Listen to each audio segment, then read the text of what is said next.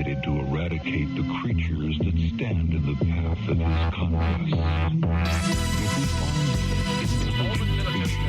ritual extirpation, undesirable natives of another world, the rest must be destroyed. Is it possible that our dark past watch them and pray? Greetings, ladies, gentlemen, government agents, special snowflakes, both literal and metaphorical, and anybody who might be listening. This is Close Encounters of the Podcast Kind. I'm Tasker, hosting here today with Nick. First, thank you for that beautiful intro. You put so much emphasis on my name. It shows you care. I really injected how I truly feel into that one. So, like, very monotonous. That's fine. Everybody, look, my tummy is so fucked right now. I'm coming down from a week-long bender of carbohydrates and alcohol. And look, I'm recovering. Thank you guys for sending your best wishes and your cards to me. Thank you. I do appreciate it. But I'm getting better, and my tummy's getting better, slowly but surely. Well, we're happy to hear that. How many of those letters were laced with anthrax and or threats? Most of them, because most of them came from local Native American reservations. So yeah, we've been waiting for the blowback on that, and they haven't disappointed. Yeah, but see, they don't know what anthrax is, so I'm one step ahead of them, dude. They think it's magic dust. I know what it is. I think most people think anthrax is magic dust until you stop breathing. I mean, hey, that's a good point. That's a really good point. Yeah, must have been really weird back in the day before we knew anything about anything, and like you could just find this like powder and being like, oh, this looks fun, not realizing that it's like naturally occurring like angel dust, or I don't know how that works. That's what modern people would call science, right? That's what people like yourself and your brother would call science. Me personally, I think that it's always been magical, and I think it's still magical. I think that we use the term science to explain things that we don't understand. Because we don't understand it, and it's simple. It's as simple as that. Right. Wow. So I think you had a very enlightening Christmas episode, I'm assuming. Oh, dude, Christmas was great. I had a pretty good Christmas. Just stayed in, drank a bunch of scotch, ate a bunch of pizza. Good. Man, it was just depressing, man. I'm still kind of sad about this last week. Oh yeah, no, like all of my plans got canceled, and like it ended up just like being super low key, and yeah, a lot of drinking, as I'm sure most people are kind of going through. But yeah, so for all you listening out there, you know what? Distract yourself, because you know what, that cabin fever, I mean, there was a movie about that, right? Except that cabin fever was like a flesh-eating disease, right? Yes, it was. And that's a really, really, really, really, really good movie. Watch the original. The remake is The original's where it's at. You guys got to watch the original, man. It's so cool. So cool. And when is the original not better than the remake? Like cough Evil Dead. The remake, you know me, I'm a big old pussy. And I got through the entire new Evil Dead and was like, I thought the first one was creepier. It is, because claymation and the sound was so annoying that it was scary, because 80% of that movie is yelling very loud, and the audio levels aren't mixed very well, so it's scary because it's loud. It's a good movie, don't get me wrong, but the remake's pretty good too. I gotta say, as far as remakes go, that one's all right. Yeah, no, totally. Is that actually, no, let's not get into that. So how about instead, before we begin, because of course, like we kind of previously stated, this is our last episode before the new year begins. So we're all waiting. We've been seeing the memes about that, where it's like the minute like December 31st, 2020 passes, it'll become January 1st, 2020, but with Prestige 1. Yes. Oh, shit. Or also, alternatively, it's like you see the ball going down. It's like 3, 2, 1. December 32nd, 2020. Yeah, I saw that. We're all waiting for that groundhog-ass nightmare about to happen. Yeah, buddy, we're almost there, though. We're almost out, guys.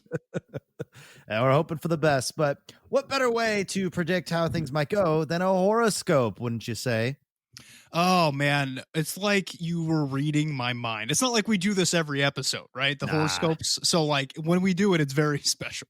It's always a special occasion, Here, you go first today. I think I went first last time. I don't remember though because I was drunk. But you go. I barely remember an hour ago, so let's give it a go. Okay. It's time to take some time out of your busy day for your personal life, Scorpio. One of your family members or friends may need to talk to you, and you need to listen attentively to what they have to say. You need to use all your wonderful energy to get down to the heart of the matter. Who knows? You may discover some hidden treasures along the way. Hey, look, I got to talk to you. Yeah, what do you want? And I have a hidden treasure for you. I have AIDS. Okay, no, I guess that gives a whole spin to another man's trash is another man's treasure, but I would say that's arguable at this point. But I'm is glad we're AIDS talking. My trash or is it your treasure? I guess we'll see in the next year or two. Yeah, we'll see how slowly my body degrades. I'm kidding. I don't have AIDS. I'm as clean as a whistle. Glad you're advertising. Because I'm not gay or black, so I can't have AIDS, right? I don't think those are prerequisites for that. I don't know. The government told me differently when they released the virus, so you fucking tell me, buddy. There you are. Cut it out. We don't want anybody to know. Well, did you hear though about the why Twisted Tea is a meme now? Yes, I had to. I'm getting old to the point where when I see new memes popping up, even if it's the day of, which it was, I will give myself that credit. That's I have fair. to look it up and see where it came from. I wasn't there for the point of inception. I did look it up, and it was a funny video. Yeah, so there you go. So there, you can kind of bounce back a little bit with that information in mind. Yeah. So I'm not that old yet. Not that racist yet. No. Oh, right. You're trying to save me, right? Yeah. Yeah. Don't say I didn't try. Black power, dude. Oh my God. Yeah, whatever. Okay. Sex is a 2 out of 5. Hustle is a 3 out of 5. Vibe is a 3 out of 5. Success is a 2 out of 5. Not looking too hot on my end today. What happened to you, man? Dude, it's post-Christmas, man. It's like that hungover vibe is carrying over into my my mood ratings. You know what? I'm looking at mine right now. Not much better. So, what does it have to? Words. What does it say? let's see. You tend to want to explain everything that goes on around you, Cancer. You rationalize everything in an instant and group all your experiences into great theories. But you've been very quiet for quite some time now. It's as if something is keeping you from speaking. Today, you will get a few words in, so don't worry. Do I sound like a quiet motherfucker to you, Tasker? I was going to say that's some dangerous words because you have a platform at this moment right now, which is not really, it's not filling me with confidence. I will say that for certain. No, I mean, just look at what I said 3 minutes ago.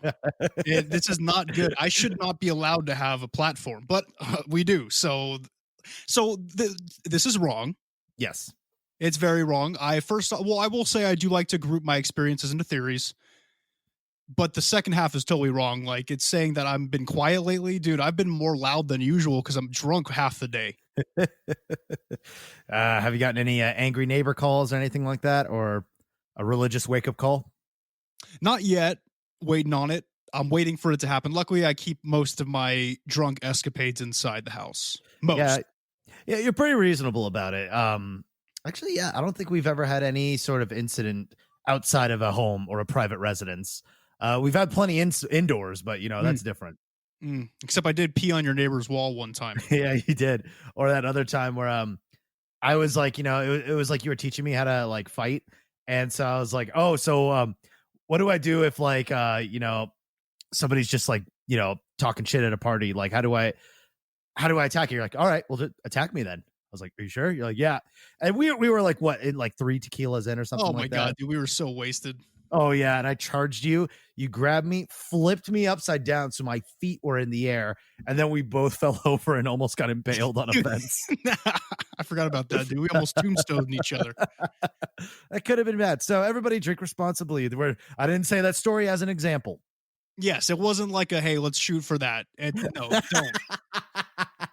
We're me and you are a little too old for that nowadays. I mean, we could still do it. It would just, then people would start saying like, you guys have a problem and need to grow up. Yeah. What are you, autistic? Like, what are you, retarded? No, I am not. 2 episodes with R words in a row. Good job. Dude, I'm on a roll today, man. I don't know if you cut what I said earlier. If you didn't, then they know what I'm talking about. And if you did, they're going to be confused. But man, I'm on a roll, dude. Something's wrong with me. I got a lot of pent up comedic energy and I'm using it very racially. And today's not a good episode to have it. Interesting way to divvy up your comedic energy. But one of these days I should just cut you up so that way you only hear like little bits of like what you're saying. So it's just like a heavily censored conversation where you're just like, yeah, and the fucking and these fucking yeah, what do you think? And it's just like silence. He was like, yeah, I told you, and I'll just end it with, yeah, I told you they couldn't drive, you know? Or you never know. You might just do it on your own accord and you'll never know if it was edited or not. Yeah, suckers. All right, let me get into my stars here. All right. It's not looking a lot better than Tasker's. My sex is a 3 out of 5 standard. My hustle is a 3 out of 5. My vibe is unfortunately at a 2 out of 5. That sucks, which I feel pretty good. So I don't know. And my success is a 3 out of 5. Yeah, like I said, I think it's just hungover blues. Also, too, with that whole when the whole stimmy package kind of got like halted for a bit, which they're voting right as we're recording this right now. They are voting on increasing the American stimulus package from $600 a person to $2,000 a person, which means when Trump refused to sign it, they literally were going to vote on increasing it anyways. So all Trump did was just like deprive people and freak them out for like a couple days just so everyone could be like, oh, Trump's fighting for the 2K. It's like they already were. Yeah, and he almost did a whole government shutdown because of that. Oh, it would have been like the next Great Depression. It would have been a disaster if he refused to sign it. So a couple more months, man. We're almost out. Yep, and we One can more get new microphones and stuff. Woo! Yeah, look, I don't want to sound Desperate. Not desperate. What's the word I'm looking for? I don't want to sound unappreciative. But what the fuck do you expect me to do with $600 when mortgage is 3 times that? And then I'm in a place where mortgage is cheap. What about most of the rest of the country where mortgage is a lot more than that? Like where the $600? Oh, thanks, man.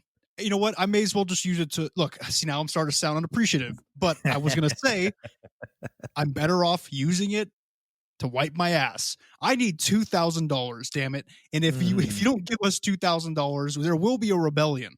Right, exactly. And you know what we could use to really hope that this gets through is maybe a little bit of luck. Maybe a little bit of luck. Maybe we need to just find I wonder if there was a way that we could channel luck into our lives to get more money to make this show and get me new speakers better. Oh, dude, I can get you so much new luck. Oh, you come into my parlor. Yes. This episode's about luck. This episode is about luck. Yes, you saw the title. Yes. Yeah. It's going to be a good one because, guys, what better way to bring in a new year than with a little bit of luck? And how can you get that luck? Well, that's what we're going to tell you today. Yep. Very exciting. And I'm excited to do this episode because, you know what? I think me in this moment and Nick in this moment and you, the listener, wherever you are right now, chances are we probably could use a little bit right now, right? Absolutely. And listener, get your hand out of your pants. Nope. Oh, you're talking to the listener. Oh, my listener. bad. Yeah, you sick fuck. What is your hand in your pants? I always record with one hand on my balls. What are you talking about? Fucking Al Bundy over here. Oh, God. All right, guys, let's get into this. Welcome back to yet another holiday-related episode of Close Encounters. Dude, we're just churning out these holiday episodes, huh? Yeah, every December, man. That's why they call it the holiday season. Woo! So, with New Year's Day approaching, and given how shitty 2020 was, we thought an episode on luck would be appropriate. And perhaps we can learn something about luck and use it to manipulate 2021 into being a better year. So in this episode, we will be covering both good and bad luck, but let's focus on the positive moving forward, right? Come on, people. We need positivity. So is this one of those things that you've talked about numerous occasions of their ways to essentially bend the universe, like, or to adjust fate to be more in your favor? Yes. To put it simply, yes, Tasker, but we will be getting into that a little bit later on. And really quick, you got to give me this forewarning. Is there any sort of ritual or spell or soul sacrifice that's going to make me lose my immortal soul and just for a lifetime of material wealth? Look, even if there was, later in the episode. All right. I have one word for you. Pussy. So if there's any Latin, I'm shutting this off. I'm just gonna I'll let you do your own thing again. All right. No, there's no Latin. I'll give you that much. Okay. All right. Fine. So we will be looking at both superstitions and magic to help enhance our luck. And without further delay, let's figure out how to change our luck here in a couple of days to welcome 2021. I mean, as long as my soul's intact, I say let's hear it. I'm ready. For the most part, the magic I'm going to be covering is benevolent in nature. Sick. Okay, cool. All right. So I am now in a calm state of mind and ready to receive information into my ear holes. Look at that, dude. Oh, so beautiful. See, magic brings people together. I can talk about aliens all I want. Tasker can fight it. But when I bring up magic, everybody's ears perk up. Their third eyes start waking up a little bit. Let's you know what I mean? I don't know if it's magic, but more of the way to using magic to manipulate luck. And by manipulating luck, that usually means monetary gain. That's why I'm interested. Yeah, I know it is. Don't make me make jokes, man. I'm trying to lay off the J's. I'm glad to see you turning a new leaf. Yeah, dude, I want to end up. Never mind. All right.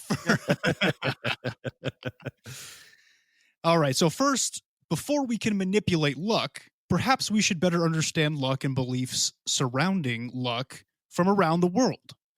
And in this section, we will be going over specifically good luck from around the world and the beliefs that surround them, particularly good luck charms. And as a heads up, given how we will be going all around the world today, I cannot and will not be held responsible for the things I say about each of these cultures and countries. Okay. You just said you were staving off the J's, so I'm watching you. I will try my best. I said I'm trying to, but I haven't committed fully. See, you get that twinkle in your eye, like a cat when they're about to like knock over a vase, and like you tell them not to. Whenever you're about to say something like that will probably get us shut down, I see it. I see it. Yeah, I know. It's just it brings joy to me because it's funny, and no joke should be off limits, and it brings joy to probably 1/4 of our listening base. Yeah. Okay. I can't argue with that. 25%. Yeah. See, 25% people think that Jew jokes are funny. That's a pretty good amount. Probably a better statistic than a lot of people thought. Let's start off the list by talking about Poland. In Poland, carp scales are seen to be lucky. After eating carp for Christmas, the people of Poland will keep the leftover dried carp scales in their wallets for good luck.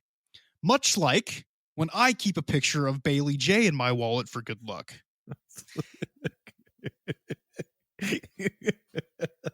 If you understand why that's funny, well, just look it up. Don't look it up. In fact, there are multiple European countries that do this with carp scales for good luck. So apparently it's a pretty common thing. Interesting. And is there just something magical about carps, or they're just like, I didn't get any elaboration on it, but it's just like, it sounds like a really old tradition that a lot of Europe's been doing. So, hey, if you guys need some luck, carp scales in your wallet. Oh, wait, let me do a quick. Are carps lucky? In feng shui, carp is considered to be very lucky, bring you a lot of benefits, including educational luck, career luck, and good fortune. But that's China. Yes. China. So let me look up European. Are carp lucky? Yeah, I guess they just kind of are just seen as lucky animals. Hell yeah, dude. Just like in America, rats are seen as lucky. Since when? For me, at least. Let's move on to America since we just talked about America. Perfect. Dream catchers. Now, this is an interesting one. When white people came to North America, the Indians, or Injuns, if you will, weren't... Stop what? What are they going to do? It's super offensive. Is it really? It just sounds really offensive if you're not... Like, if you're Native American and you say that, it's whatever. But it's like, if you're a white dude and you say that, it's like, ooh. Look, give me the Carfax, dude. I don't believe you. Okay. It just sounds like you're shorting Indian. Like you short it. It's how would you even spell that? That's the thing. If you can't spell it, it's not racist. Indian is considered. Well, yeah, the word in Look, whatever. this isn't time for Tasker tries to save the Native Americans on Google. Okay, take my word for it. Look, and if it is offensive, I know you and you're like 112th like Navajo, right? So it's fine. Right. I can say that. Yeah, whatever. I really should just get like a folder of like like when it'll just be labeled when Nick says something racist, and it's like alphabetically organized. Like, yeah, here's for Native Americans, here for Jewish people. That could actually be really handy. For what? When I'm in trial in court or what? What is it handy for? Well, no, so I can always have a comeback, because I don't know, I'm just as ignorant as you are. So it's like if I have a handy dandy setup where I can just, pop up a little Carfax whenever we need it, it could be cool. Okay, all right. If you want to start rebuttaling my terms, then you can. Right. But just know that the reason that I make these jokes is because, yes, I'm ignorant, but I make light of my ignorance with jokes. Well, it's at funny. least you're self-aware. At least you are self-aware. Yeah, there's nothing funnier than making fun of people who are already down. Been kicking them while you're down kind of guy, huh? Yeah. Okay, but like I was saying, when the white people did come to North America, the Indians weren't the only things that they tainted. They also stole and tainted their traditions. Mm. For instance, the dream catcher is specifically a good luck charm for the Chippewa Native American peoples. Mm-hmm. And we appropriated that, of course. So your Starbucks latte drinking yoga instructor, Heather, appropriated that to be specific. And I bet 9 out of 10 white yoga instructors have a dream catcher hanging from the rear view mirror in their car. I can guarantee it. Also, like half the girls I used to go to high school with had those. Precisely. And were half the girls you went to high school with white? Oh, more than half for sure. There you go. See, Nick's not all ignorant. He knows some things. Yeah, it's just kind of funny. It's one of those like white people come in. Oh, that's cool. What does it do? It catches dreams. You hang it above your bed. Cool. We'll be taking that. Yeah, we'll be taking that. And you can have your corn, though. Corn's dumb. Maize. Yeah, and I'd be a liar if oh my God. Now I'm thinking about it now because I haven't thought about this in a long time. I just realized how fucked up it was. So I never did Boy Scouts. And as it turns out, with all the allegations and reports of how much sexual misconduct was going on in the Boy Scouts, that was probably for the better. So take a wild guess of what I was involved with instead. The Girl Scouts. No, the Mafia. It was literally called Indian Guides. Oh, Jesus. And yeah. See, here's the difference between me and them. I'm joking. That's an organization. You know what I mean? So we all like hung out, and there was all a bunch of like white kids too, like maybe a couple of Hispanic kids here and there, but like all the parents were like well off and stuff. Like it was a bunch of just like privileged kids. And like, dude, I had the dream catcher that we went to this like campsite and they had like teepee set up, and it's like now I'm thinking about it now. I'm like, because I was like 5, so I didn't know better. I was just like, oh, this is so cool and interesting, and yeah, whatever. But now I'm like, oh, like, that's really bad. Well, hey, it was a different time, man. The 90s was a different time. It was a very different time. And I'm glad, like, see, now it's kind of nice to be like grown ass adults and be able to pull that card of like, hey, you know what? It was different back then. It was different. Hey, it was, why does my grandma keep saying the N-word? I don't know. It was just different back then. You know what I mean? And now you get hit up the side of the head with twisted tea. Yeah, exactly. Which rightfully so.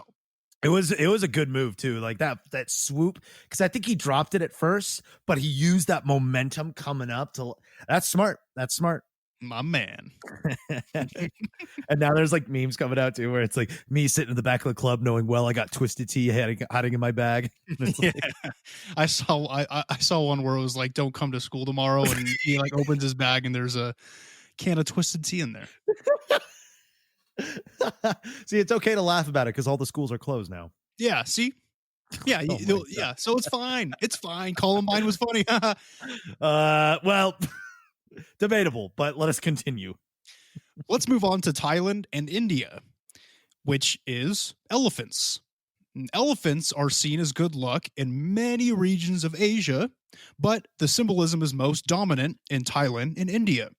For instance, in these countries, you will often see a statue of an elephant facing a door, bringing good luck to the home or the establishment which the door leads to. And the trunk, interesting fact here, must be facing upward, like an erect penis, instead of downward, which would symbolize Tasker's ED. I mean, dude, just not enough wine. What else affects ED? Isn't it just like a lack of protein or Lack of testosterone? well, I mean, the gyms did close. Yeah, man. Sorry, buddy. You got erectile dysfunction. I can't help you with that. Is it a funny coincidence that unemployment is EDD? So it's like erectile No, it's dysfunction. not. Yeah. It's So not I a think- coincidence. Oh yeah, because being on unemployment gives you erectile dysfunction. That stress, man, is fucking terrible. Like oh my god, I spent like what was it? There was something I really wanted to try. It was like a new restaurant, and it was like $14. And after I bought it, it was just that harrowing moment of like that was 10% of my unemployment check. Yeah. Yeah. Welcome to it, buddy. Welcome to This is America, right? So Yep. This is where we're at right now. there is another good luck object in Thailand and India, and that would be the laughing Buddha. Oh, And I'm sure you've seen them sitting in your local Thai restaurant's reception desk. It's said that you are supposed to rub its belly for good fortune. And that's those like fat. Okay, it's a unrealistic depiction of Buddha, the original Buddha, but it is called Fat Buddha. He's fat, the fat one with the bald, does he have to be laughing, or does it like symbolize like bad luck if he's not? No, they have him laughing because it's laughing or smiling because it's supposed to show good spirit. I see. So the statue specifically made with him laughing or smiling is the ones you're supposed to rub the belly of. I see. And I'm also not surprised that elephants are good luck, because they, despite their size and sometimes dickishness, they're pretty cool. They're really helpful. And I know they've had a pretty good, a lot of people have had good experiences with elephants. Look, I'd kill a lot of animals just for sport, right? But an elephant is not one of them. I probably would leave an elephant alone, maybe try to ride it. Yeah. Maybe have a water drinking contest with it. I've seen videos of them drinking water with the tusk or it's trunk. Right. The trunk. It's Yes. impressive looking, right? I could probably beat it in a water drinking contest, but that's just me. Yeah. You do drink a ungodly amount of water, like well past the healthy amount, probably. Yeah, I'm probably killing myself with water. Slowly drowning from the inside out. That's how I want to go, baby. That sounds like the first line of like a really depressing emo rock album. Yeah, or like a fucking like a noir detective film or something. As she walked in, I was drowning from the inside out. It's just like fucking Gatorade everywhere. Yeah, that's what I make ladies do too, Hey. All right, let's move on to Ireland. Oh, let's talk about Ireland for a bit, yes? Tasker's favorite. This is Tasker's people, man. He's familiar with the 4-leaf clover. I think most people, this is the most like synonymous luck symbol. Or I mean, that's a terrible. I fucked up my big words, and now I just look like a fucking idiot. But this symbol is most synonymous with luck. Yes, it is. It's very popular. Here's a little bit of background about it. Now, first off, I will say this one's very near and dear to Tasker's heart. He's very in touch with his Irish side. Just ask his liquor cabinet. I'll have you know, I got Japanese whiskey for Christmas. It's still whiskey. Where do you think whiskey was made, bro? And the Japanese, just like everything else, they come in and they invade and they start kamikazing and then they take it for themselves. I think the Japanese only started making whiskey like 100 or so years ago. Oh. Something like, well, I guess one could argue that was around World War II, but whatever. Hey, man, ask my ancestors at Pearl Harbor how they're doing. You know what I mean? Yeah. See, we got to get that, like, whatever they had in the Assassin's Creed series so we could get into your past times and, or past lives, I mean, and really, really figure some shit out. See, I'm conflicted because part of me is Japanese and a part of me is Hawaiian. Mm-hmm. So which side do I root for? I don't know, buddy. Oh, you would be a very interesting person back in the Pearl Harbor days. No, I wouldn't, dude. I'd be so. If you think I'm racist now, just kidding. Good Lord. Now, the 4-leaf clover is lucky for a couple reasons. The first being the fact that they are pretty damn rare, honestly, and so even finding one means that luck is upon you in general, at least for that day. Mm-hmm. And the other reason has to do with the number 4 in Irish culture. In lots of cultures, the number 4 is actually unlucky. But the drunk old Irish didn't give a damn about all that. And they see 4 as a masculine number, which is to them lucky, shaped like a cross, with each side representing love, luck, hope, faith, respectively. Interesting. And it's crazy too, because I know in Japan, I don't know if you go into this later, but the number 4 is like, I think it's because with the character that which is she, SHI, is also like with like, it basically can also mean death. Like Shinigami is a god of death. Hey man, we had an agreement 53 episodes ago that you would not start speaking Japanese here. You would not do it. I barely am. I'm just saying that's why they find 4 unlucky, is that 4 is she, and also death is she. So that's why they try to avoid that number like whenever the fuck possible. Well, there you go, guys. If you believe in anime, 4 is bad. It's naughty.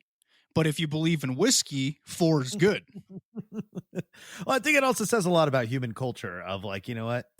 In one area it could be the death of you and offend your whole family. In other places they celebrate you and it gets you to get people to buy a drink for you.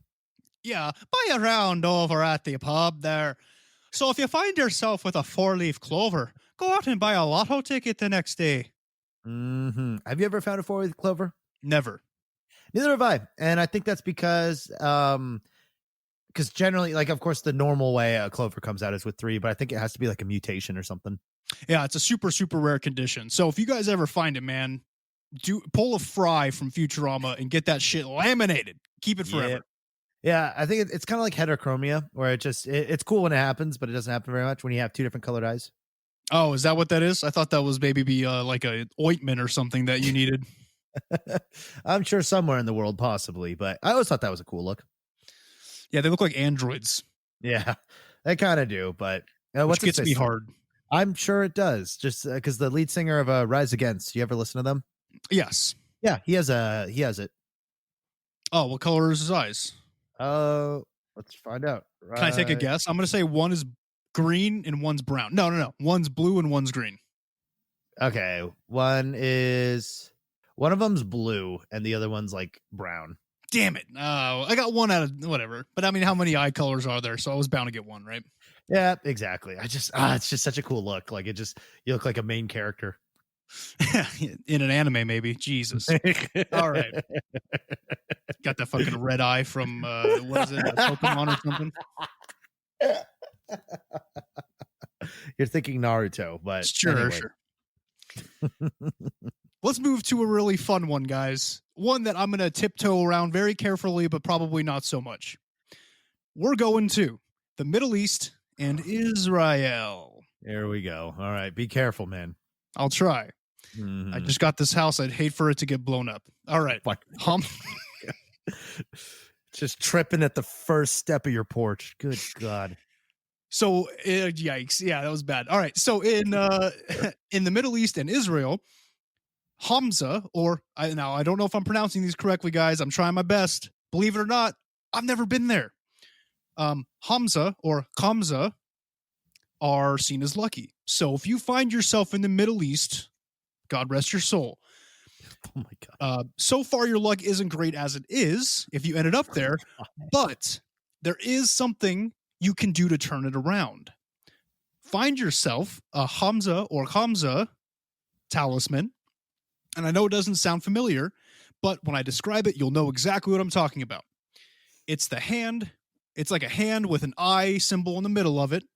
And I'm sure you've seen those white yoga instructors wearing them I was talking about earlier. I'm 100% sure. You think maybe that's why the world has got so unlucky, because all the white yoga instructors were stealing all the good luck charms and just using them to get an accidental free drink at Starbucks? Yes, absolutely, man. Look, the thing that white people do is they take other people's culture. And I know this has been said a lot. Ha ha ha. They take other people's cultures because they don't have culture themselves. And I actually am starting to believe that a lot. Yeah. Because when you think of white people culture, what's the first, aside from, conquistadoring, what comes to mind? Do you want to really know what first came to mind when I thought of that? Yeah, and I think this is a fair one because we haven't been dishing it out to white people enough lately. All right. The first thing I thought of were polo shirts. Not that offensive though, you see? But also what I thought about was the fact that they hate other races. They hate a lot of sexual orientations. Mhm. And they like to hold people down that are different from them. That's something that white people don't. I mean, they're getting called out on it. Like, listen to me saying there as if I'm not one of them, but they're like, we are getting called out for it more, which is good, right? In the last couple of years, a lot of social upheaval, which is always good. Right. But unfortunately, the system was created by white people in America, and it will continue to cater towards white people unless we all overthrow them together. I mean, that's one way to look at it. I mean, because I'm coming from I'm half Mexican and I'm half white. Not technically, I am. That's who I am. So it's funny because I've heard all like the white people jokes, like, oh yeah, like they all like really bland food, like, oh yeah, like they're super emotionally repressed, and like, yeah, and that's why they act out on everybody else, because like you said, there's no real culture there aside from like distant past that doesn't matter anymore. Like, I gotta tell you the story of when I experienced white culture firsthand. Like, and I don't mean like me white, I mean like mom and dad both white, grew up in the suburbs, like as white as they come. So this is where I'm coming from. So for one, the dad runs everything. I mean, that might be everywhere for all I know, but like literally it was just, everyone was just like afraid of him. And if he came home angry, it was like, oh shit. But so this is an ex's house. And I was invited over for dinner. And they're like, oh, they're like, yeah, we're gonna make like steak and mashed potatoes and stuff, and we want you to come over to help out. I'm like, that sounds great. So first of all, she pulls out the box of mashed potatoes, the powdered box. I'm already like, Your Irish side just started freaking out. Well, I mean, my house, I mean, my mom's the Hispanic one. She cooks everything homemade and everything from scratch. And I just wasn't used to that. I was like, okay. Like, how bad could that be? I mean, I've had those like frozen, like kid cuisines, like, sure, what the fuck ever. And so as we're mixing that together, I see the George Foreman grill come out. Pull the steaks out. Not only were the steaks cooked like medium well, no seasoning, not even salt and pepper, man. Dude, that's another thing. You're right. White people hate seasoning. They hate flavor. You give them, you give them like eggs, right? You give them eggs or pizza or something. You're like, hey, you want some Tabasco? And they're like, hey, gee, buddy, look, I don't know about Tabasco. That's a little too spicy for me, pal. You got any like ketchup or something I can dip this in?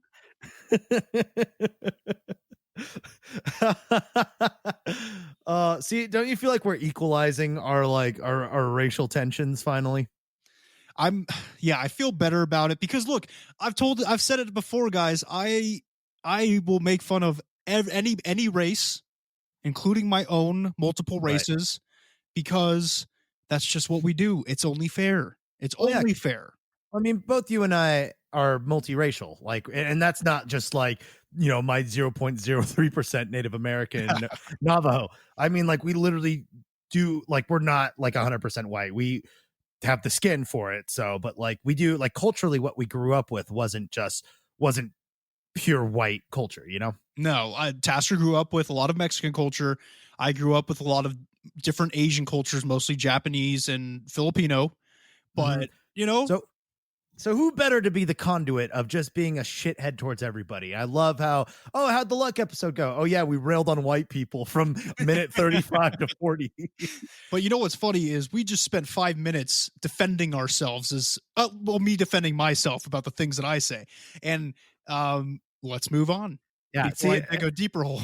Yeah, exactly. See, this is how triggering white yoga women are. See, this is what happens when we start talking about white yoga women. It's I just can't, dude. I hate it more than anything else. I fucking hate it. That's a prejudice we didn't even know we had. But look, I wrote about it. Now it's in me, and I'm full of anger. I'm full of hatred. I never said I've hated anybody before. I can't stand them. All right.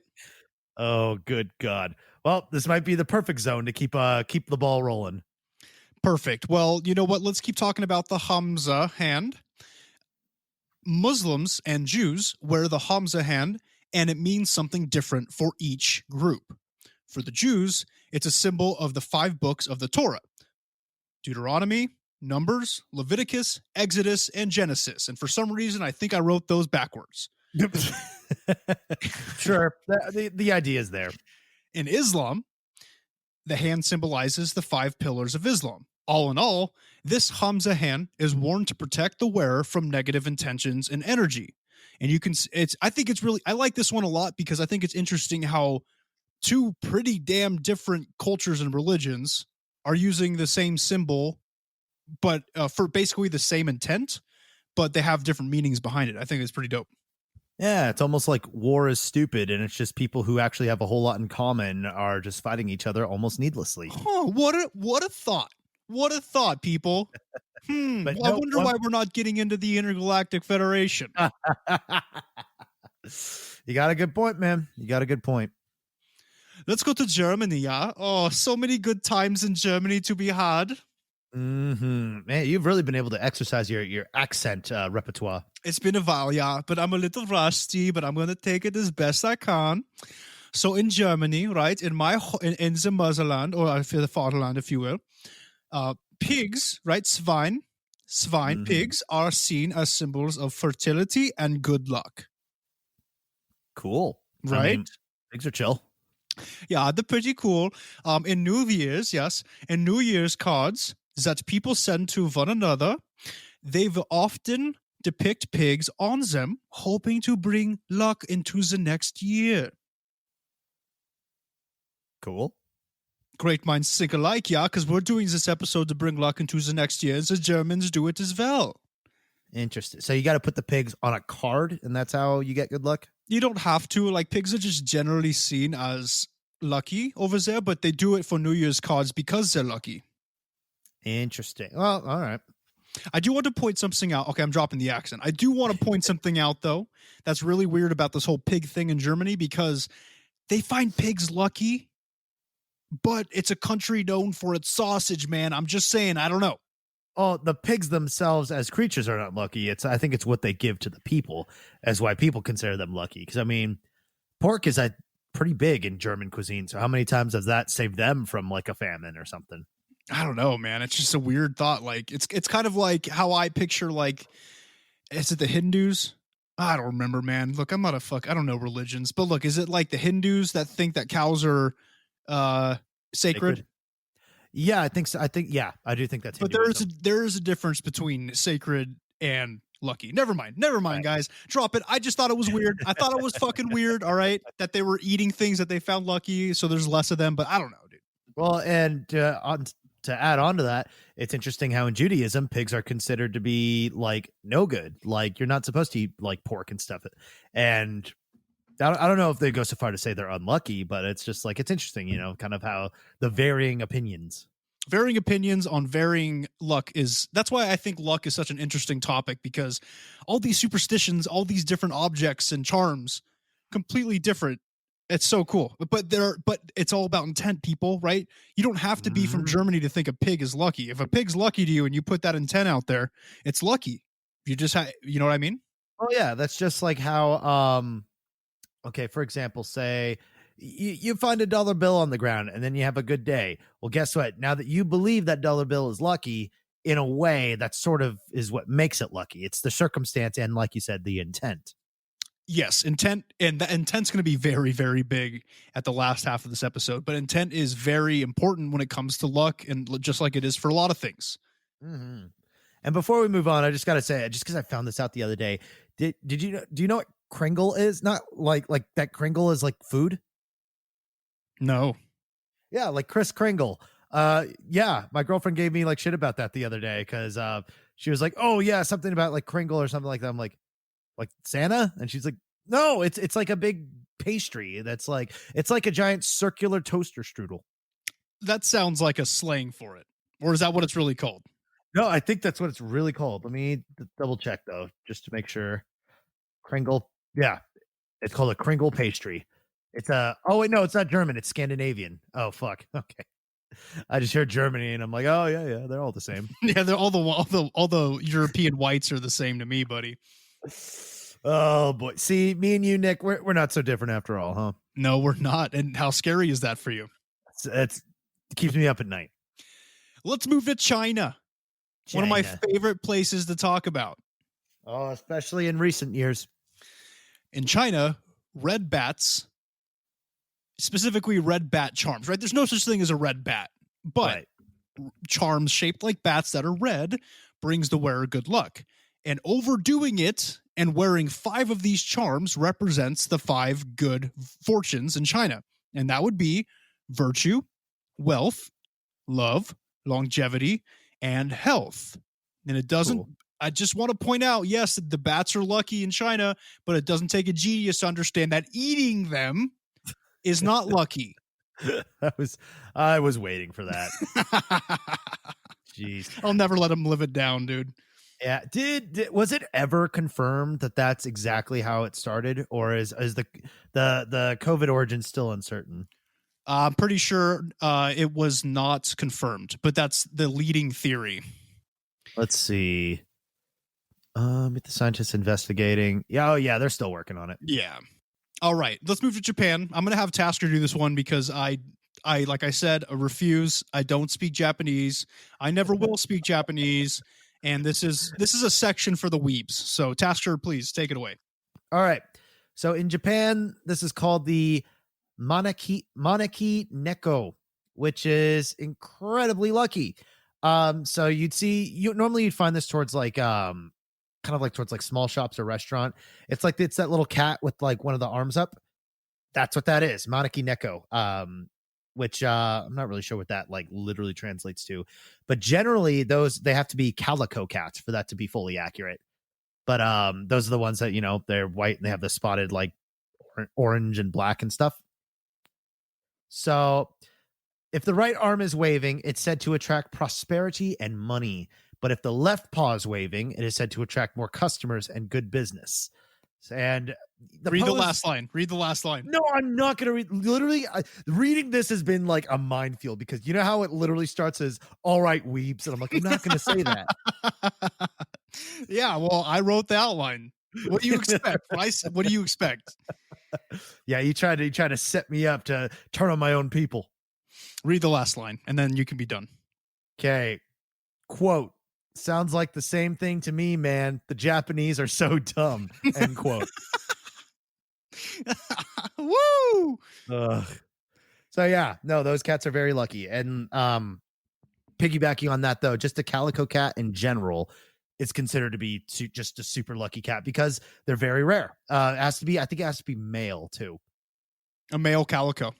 Yep. And it's like, because yeah, I guess just something about how they genetically work. Like male calico is just really hard to come by that has all 3 colors. Because it could be a calico, but not have the white, the black, and the orange. Dude, I want a cat like that. Oh, fuck yeah. Dude, they're really hard to find because they're considered to be so lucky, especially in Japanese culture. That's another reason why they're really hard to find. They're already rare, but when people find them, they snatch them up.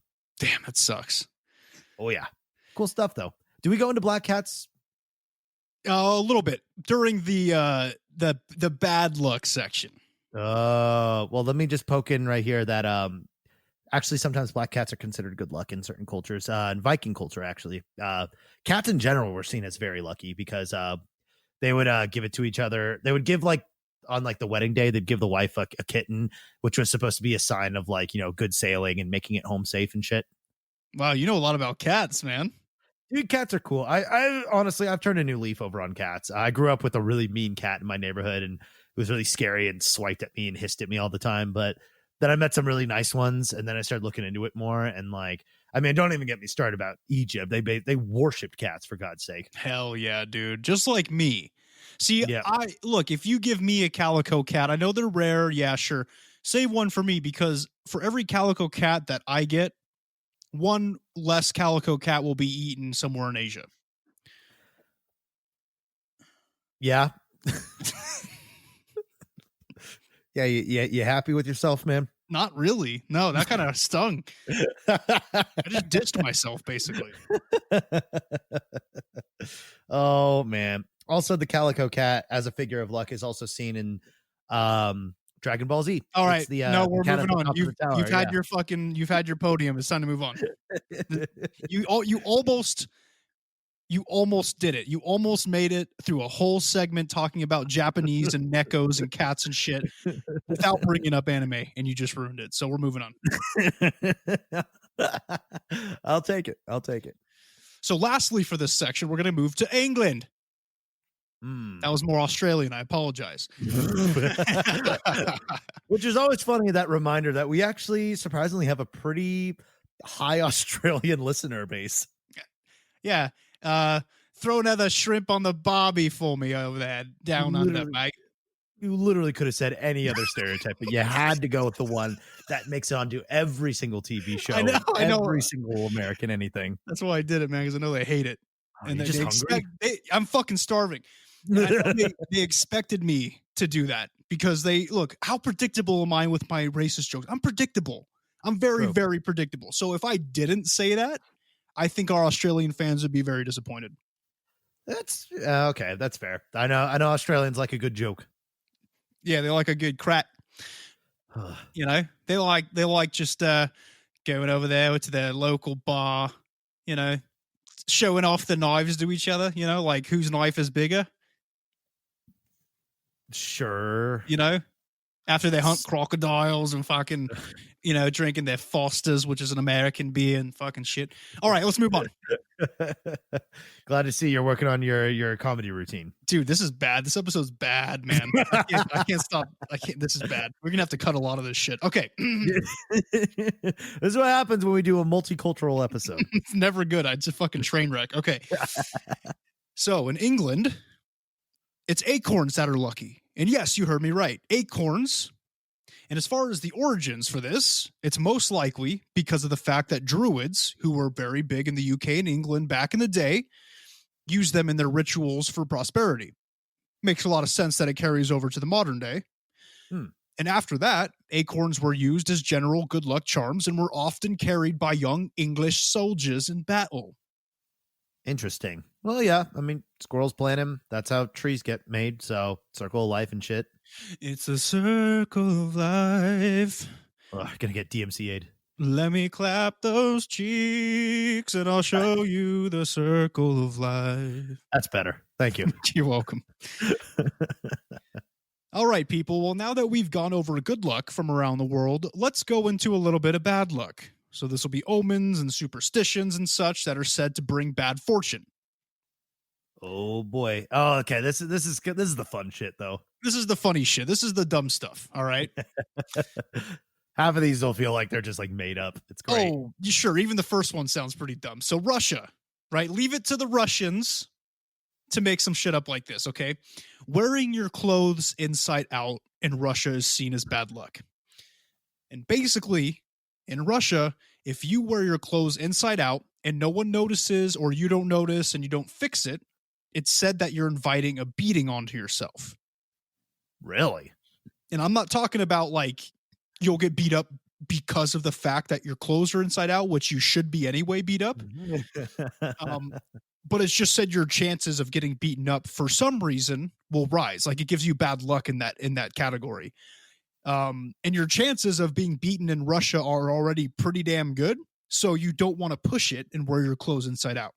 Yeah, I was literally going to say, I didn't even question it being like, oh, you get beat up because it's inside out, because that just, I don't know why, but that just sounds Russian. It just sounds Russian, dude. It's like, come here. Yes. I couldn't help but notice your shirt is on inside out. Yes. You come over here. I show you something. I squat down on your face. I drink cerveza, which is Mexican. and then I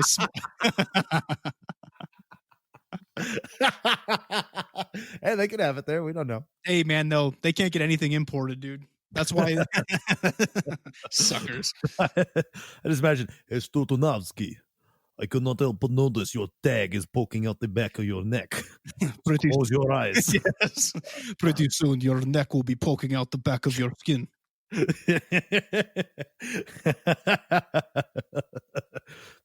if I see 100% polyester on any part of that shirt, your spine is coming out. Fucking Russians, man. They're crazy, dude. Nuts. But I didn't know that. I would probably be inviting a beating. I tend to make that mistake a lot.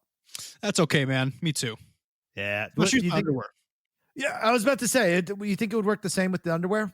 Or was it just outside clothes? I think it's the same with all clothes because it's not like people have to see it, you know? Right. It's just like if you do it, it's automatic bad luck, even if nobody can see it. So if somebody corrects you, though, that's good. You want them to correct you. Yeah, you want them to be like, hey, bro, your shirt is on inside out. Do you want to get your ass kicked today?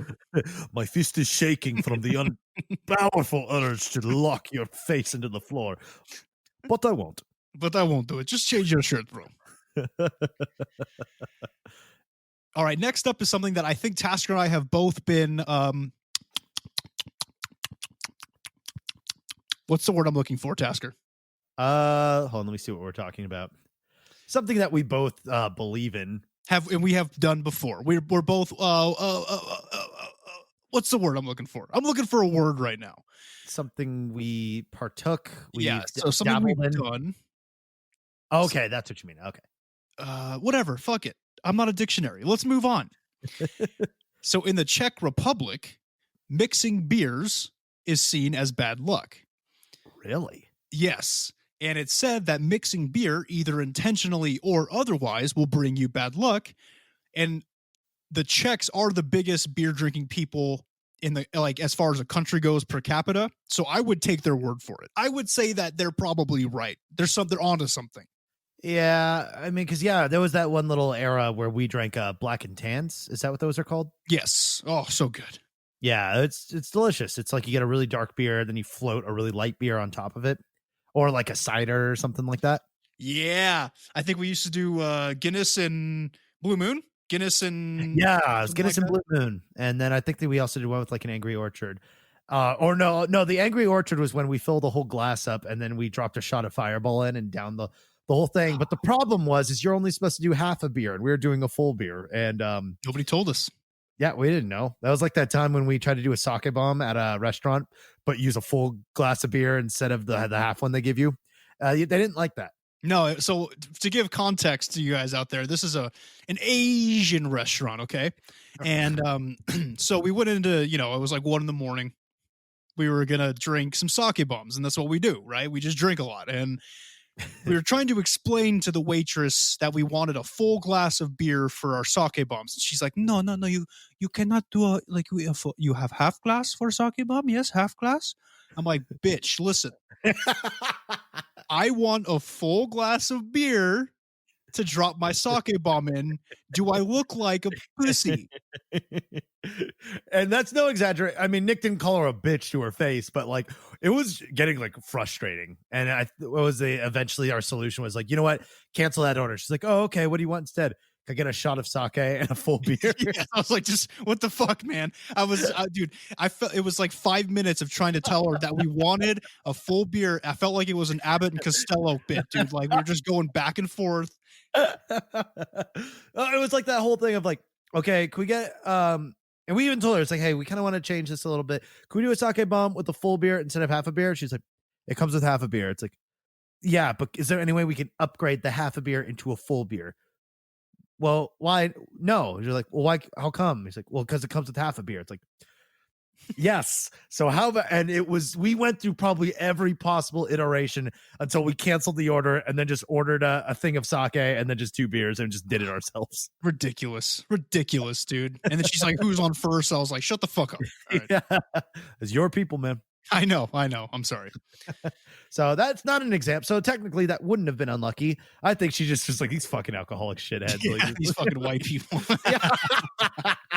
It was like a chain restaurant too. Like, oh God. Okay. Speaking of Asians, let's move to South Korea. Okay. Korea. And in South Korea, shaving your legs is seen as unlucky. Really? Yes. And that's for men only. Don't worry.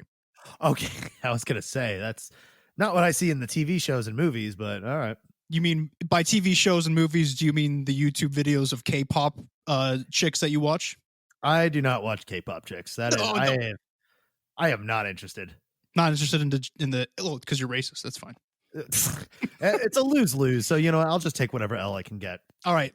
Look, I've seen those videos. The ladies don't have any leg hair. Okay. So Yeah. it's only men who, if you shave your legs, you're going to have bad luck.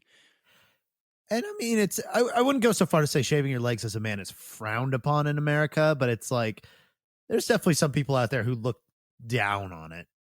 Yes, because we are not a progressive people in general, like this as a society. My legs are fucking baby smooth.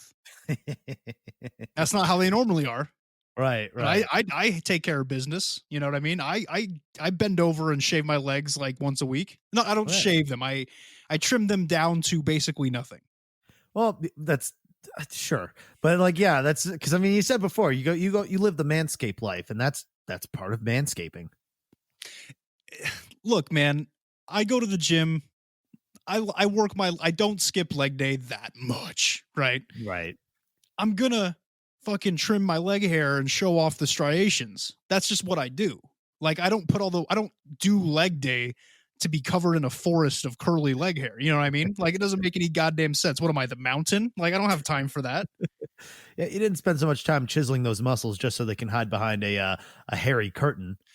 You get it. See, you get it, but a lot of America doesn't get it. And yeah, I said it. I shave my legs.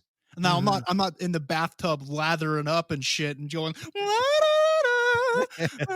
drinking some fucking wine and stuff. But yeah, I do it with the what is it? With the hand thing and your dream catcher in the background. Yeah, dude, I just wear my new Hamza necklace and just listening to fucking Enya and shit or whatever. I don't do that. Well, good thing you're not Korean. Otherwise, you would be fraught with bad luck every single week. Exactly. And what they say specifically is that if you do it, it's said that your wealth and luck will fall out. And that's a quote. Weird. So I'm assuming the Koreans believe, now stop me if I'm wrong, but I think that they believe that your leg hair literally keeps in your good luck. Yeah. That's a little weird. That's one I definitely would not subscribe to. Yes. Yeah, me neither, man. Like, because I do it anyway. I shave my legs, and I'm not saying I'm lucky, but I'm not unlucky. Well, yeah, could be. Well, I mean, I think globally we're all just pretty unlucky right now. So I wouldn't blame it too much on the leg shaving. That's true. Look, I think this just equates to them losing a bunch of like League of Legends games and StarCraft matches. Like, that's what I think that South Korean bad luck means. That's what I picture, at least. I don't know. I don't know. You don't want to touch the subject? You don't want to touch? I don't want to touch the subject.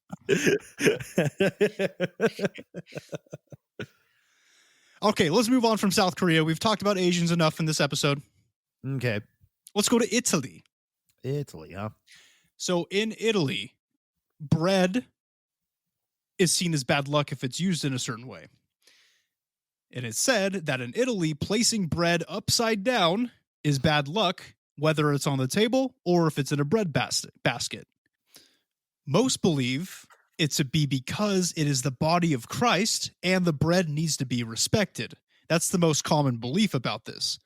However, I believe it is because they take their carbs very seriously over in Italy, and that's why it deserves respect. Simply because it is bread. I mean, culturally, yeah, bread's a big part of their culture, as is tomatoes and olives and grapes. And that's fine. And you guys can like that stuff if you want. Just don't shove it down my throat. Some people would argue otherwise. Bread can be very tasty and addictive. I fucking love bread. Right on. Now, Sweden. All right, let's go somewhere to Scandinavia. Leaving your keys on the table in Sweden is bad luck. And Really? if you just leave it lying about on the table. And it's dumb. Like, where am I supposed to fucking put my keys? But I don't know. I digress, man. The Swedes have their own thing going on. That's fine. But it's supposed to be bad luck because back in the day, ladies of the night You used to put keys on tables in public to basically say, hey, I'm ready for a good dicking without having to actually say it. So it was like a code. You know what I mean? Aw. So that's kind of unfair. I wouldn't consider that lucky. It's more of an association with being a hoe. Exactly. But I think it translated into bad luck. And it's just like nowadays people just don't want to put keys on the table because they think that other people will think that they're ladies of the night. I'm not sure. Interesting. Bizarre translation, but at the same time, okay, sure. Who knows what they're thinking up there, man? Right. Okay, this is a weird one. First off, it's in Tajikistan. Yeah. First off, I didn't know that Tajikistan was or is a country. I will be 100% honest with you guys. All right. We can't know everything. True. And basically what they're saying in here is don't pass money by hand. It's considered bad luck.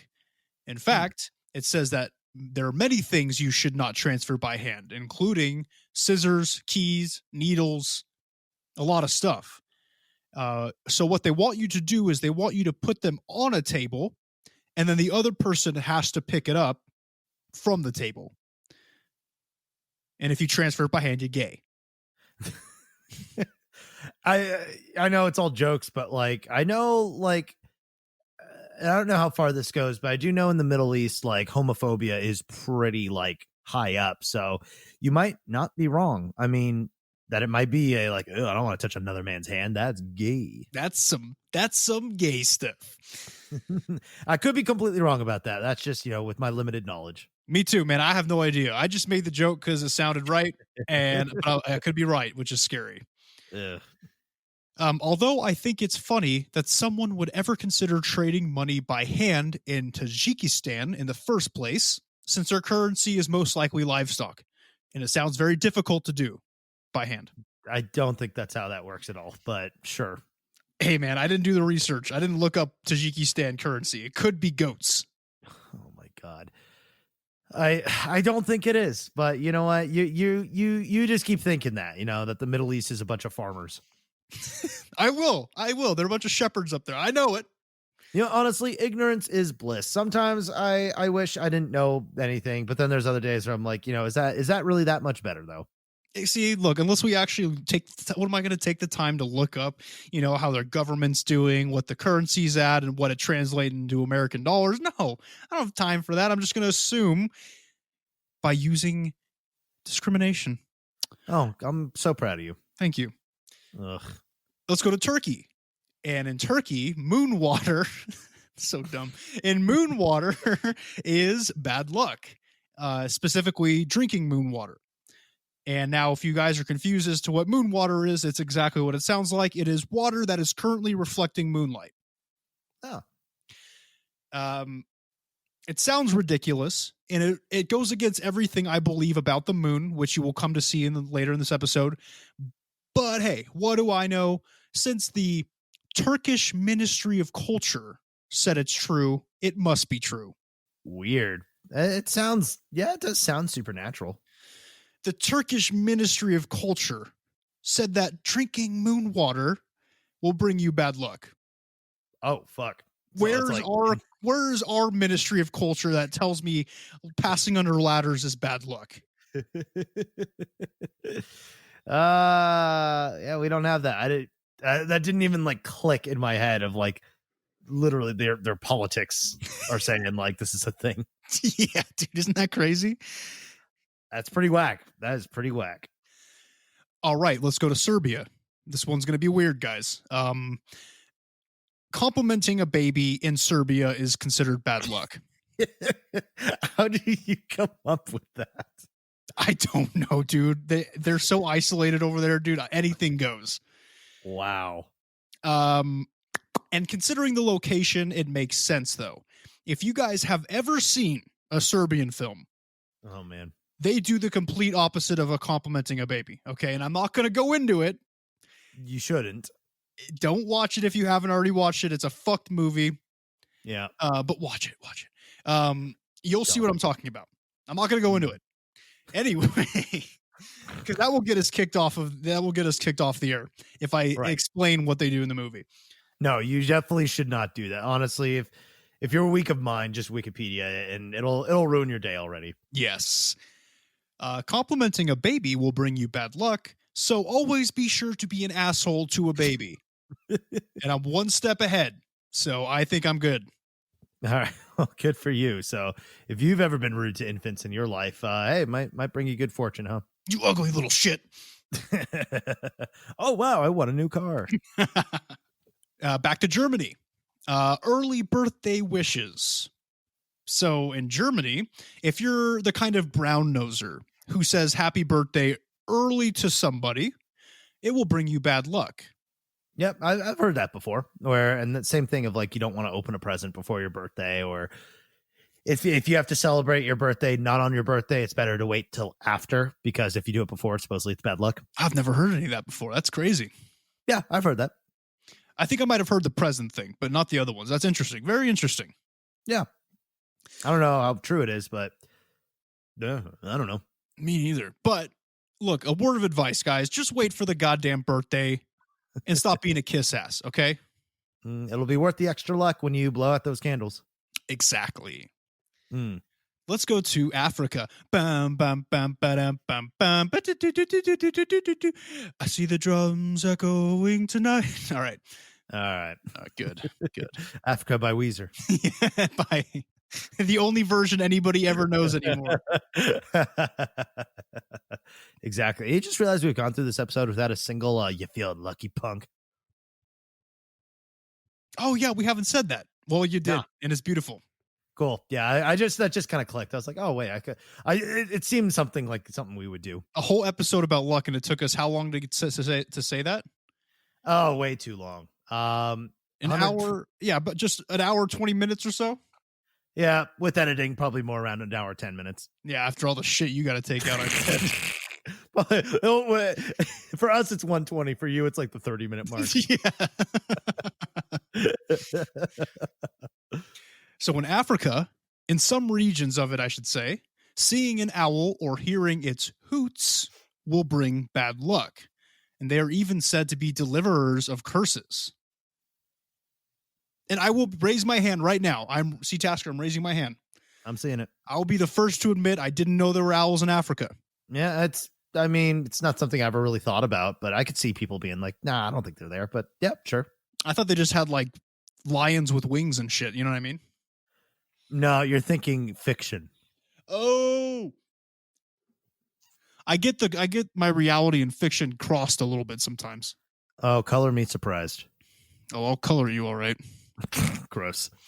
And lastly, America. Right? I saved the best for last. Yeah, the land of the hopefully free.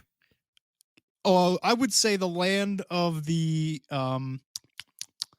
deceitfully free. Yes, that's more accurate.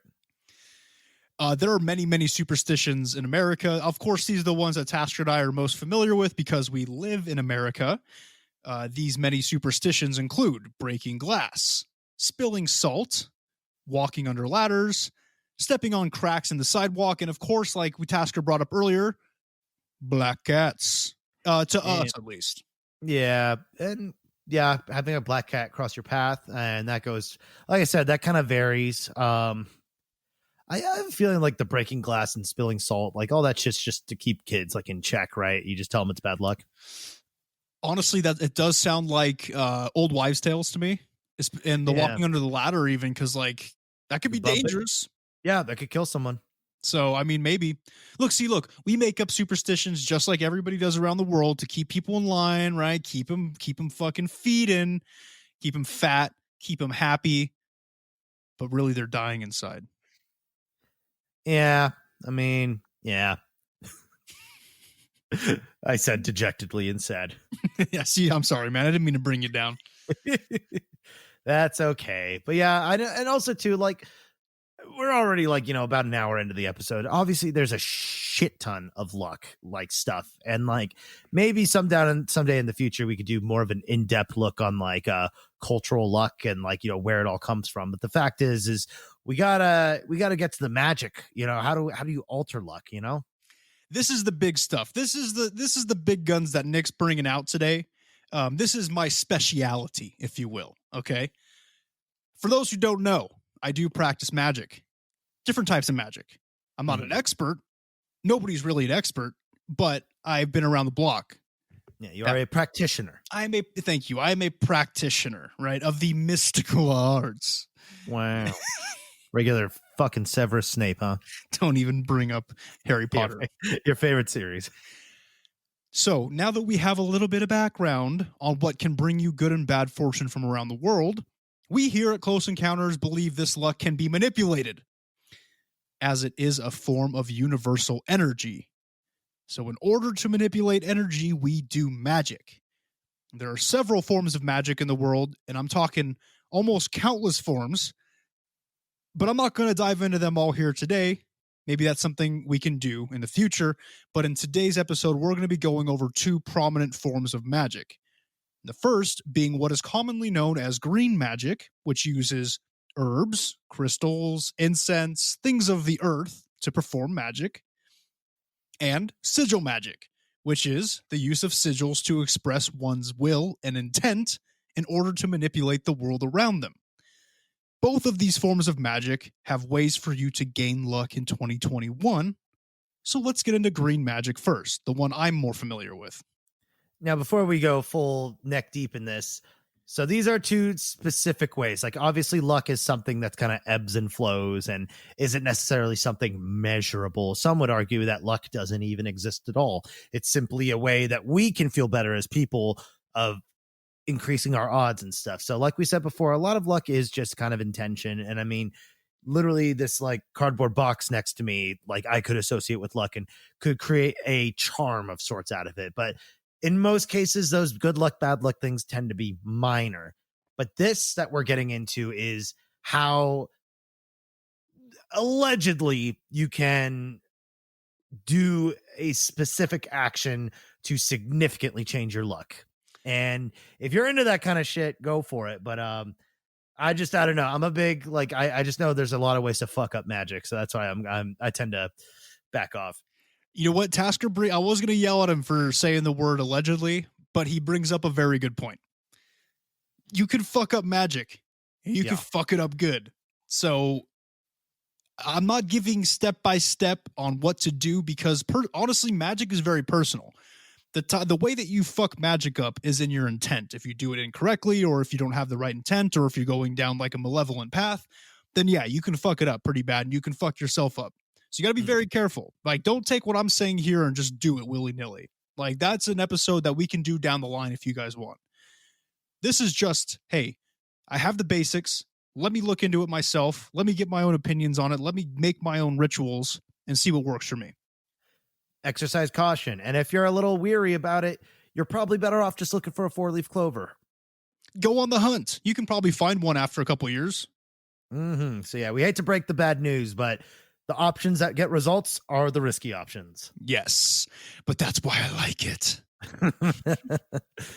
Now, for green magic, we will be talking about two subcategories, which I myself am very fond of. Those being herbs and plants, as well as crystals and minerals.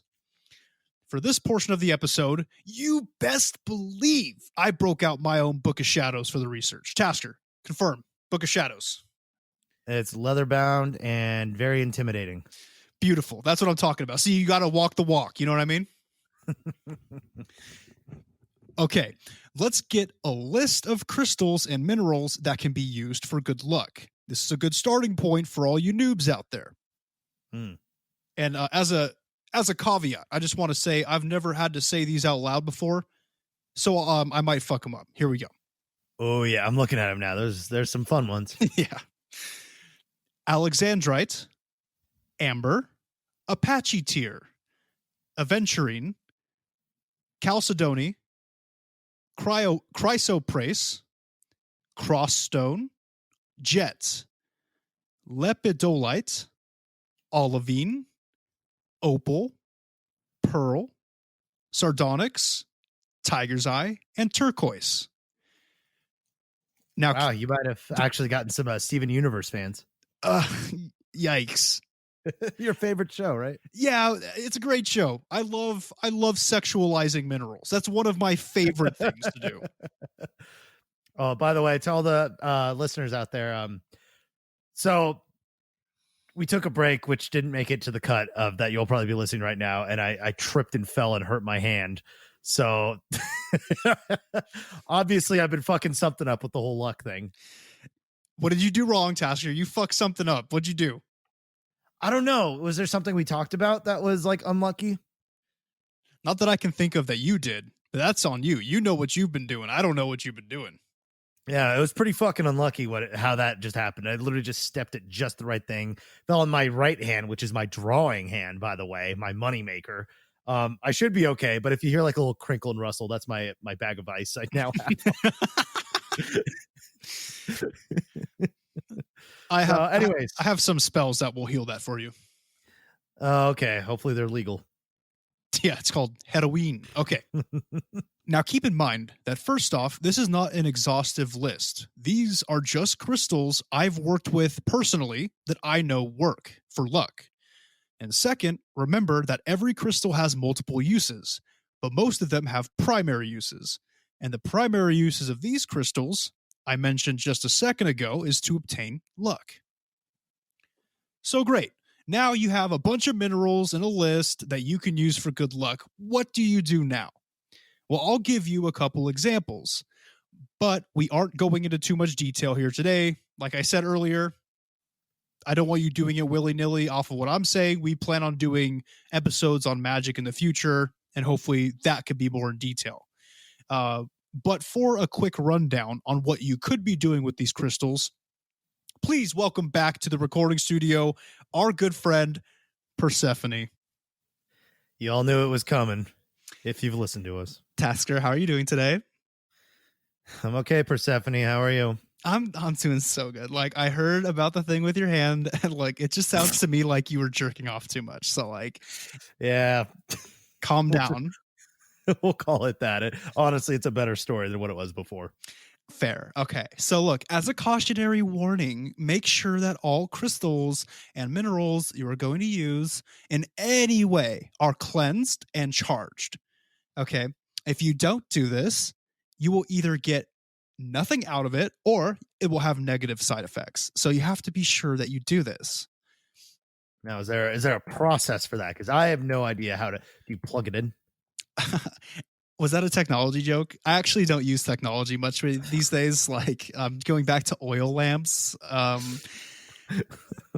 Look, let me just finish what I was going to say. Like, Tasker, I know there's always some kind of like tension between us every time I come in the studio. But like Nick said, if you would just like wait a second, I'll get into how to do this. Okay. All right. I'll just be shopping for yoga pants while you're doing this. Like what, Lululemons, or what are you going to get? I've been recommended Lululemons before, but I do hear they support a lot of terrible things, but we'll see. Whatever. Okay. They make the best pants around. Okay. So you can cleanse and charge a crystal at the same time by leaving it out in either direct sunlight or direct moonlight.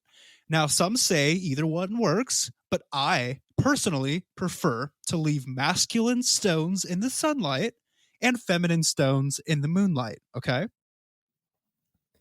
Now, how do you know if it's masculine or feminine? Is that just a general context, or you check in their pants, of course? So stupid.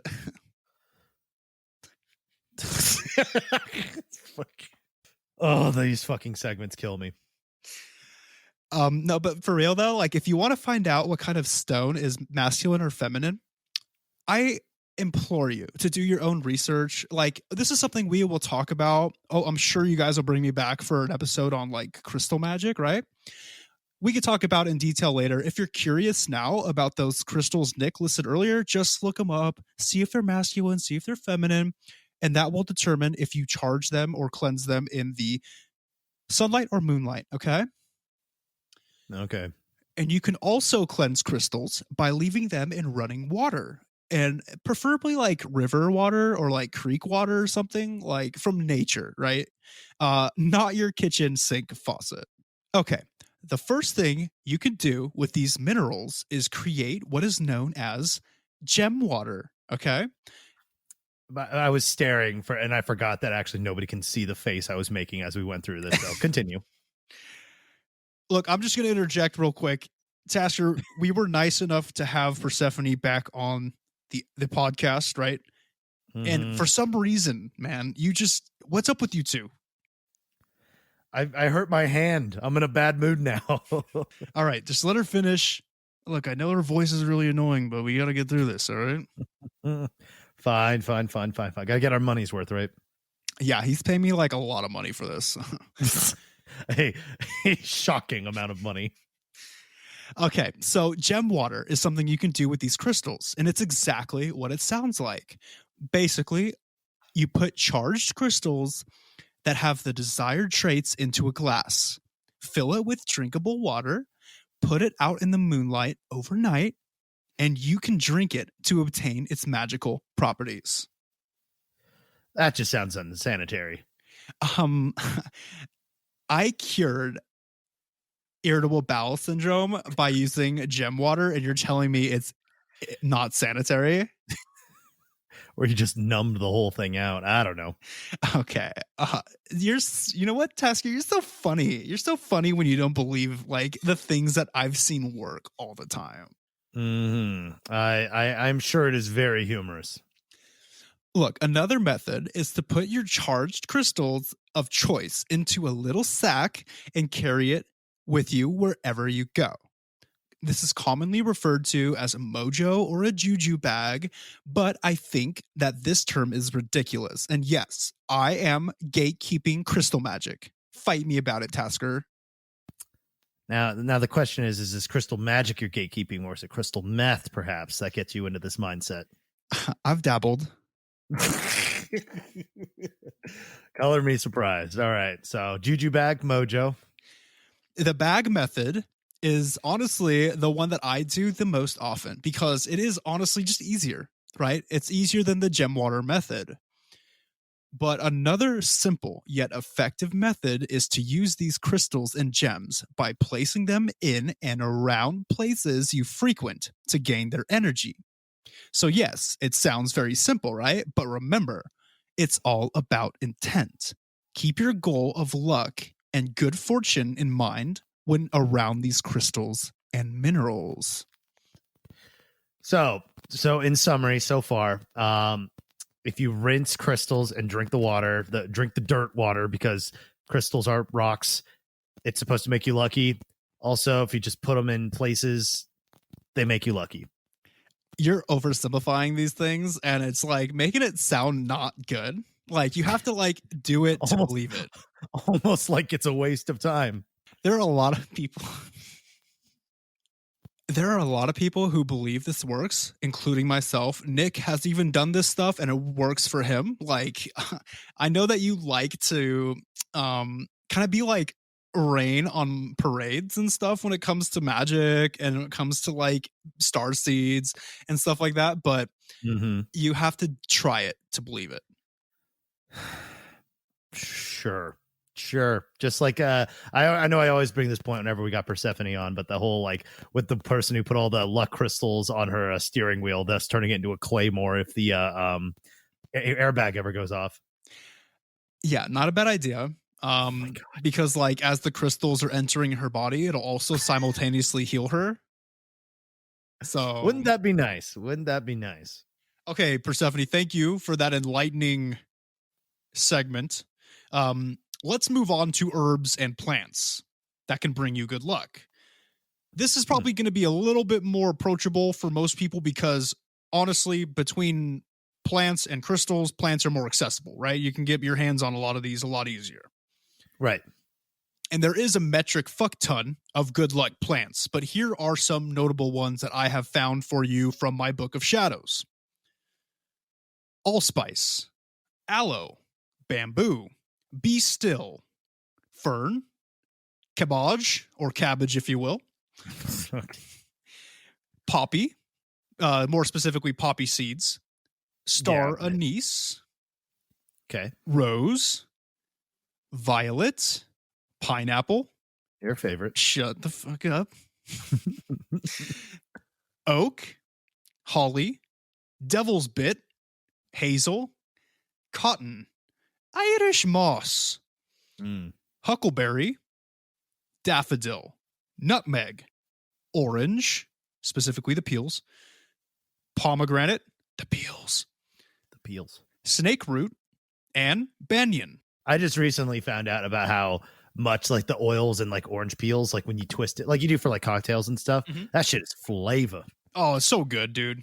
I love orange. I hate fruit, but I'll eat oranges. That's the only fruit I'll eat. Do you hate fruit because of natural occurring sugar? How'd you know? Just a wild fucking guess. My body is a temple most days.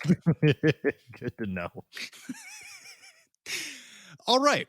So we have our list of herbs and plants. What's next?